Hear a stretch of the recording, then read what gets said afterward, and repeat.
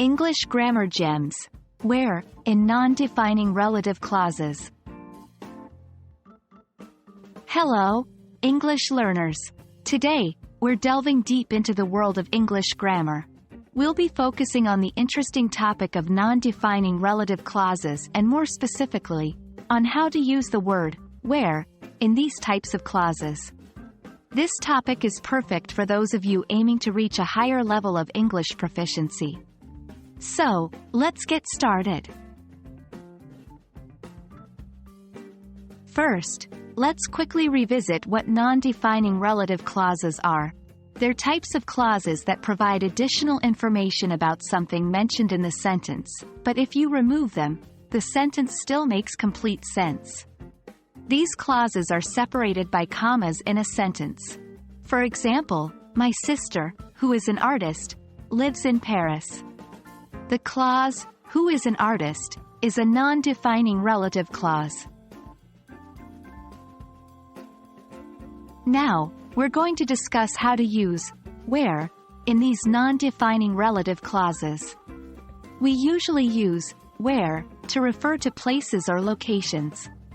When used in a non-defining relative clause, where provides extra information about the place mentioned in the main clause. Let's take an example. Paris, where my sister lives, is a beautiful city.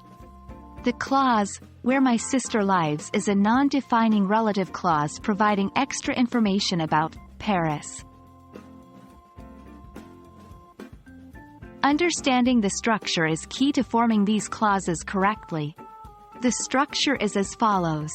Main clause plus comma plus where plus subject plus verb plus comma plus rest of the sentence. Let's break down our previous example using this structure. Paris is the main clause. Where introduces the non-defining relative clause. My sister is the subject of the non-defining relative clause. Lives is the verb associated with the subject in the non-defining relative clause. So, we get, Paris, where my sister lives, is a beautiful city. Remember, grammar can be tricky, but don't get disheartened. Practice makes perfect. Try to create your own sentences using the structure we've learned today. And there you have it. You've just learned how to use where in non-defining relative clauses. Keep practicing this structure and you'll find it getting easier to naturally use it in your daily English. Thank you for joining today's session. I hope you found it useful and enriching. Keep learning and see you in our next video.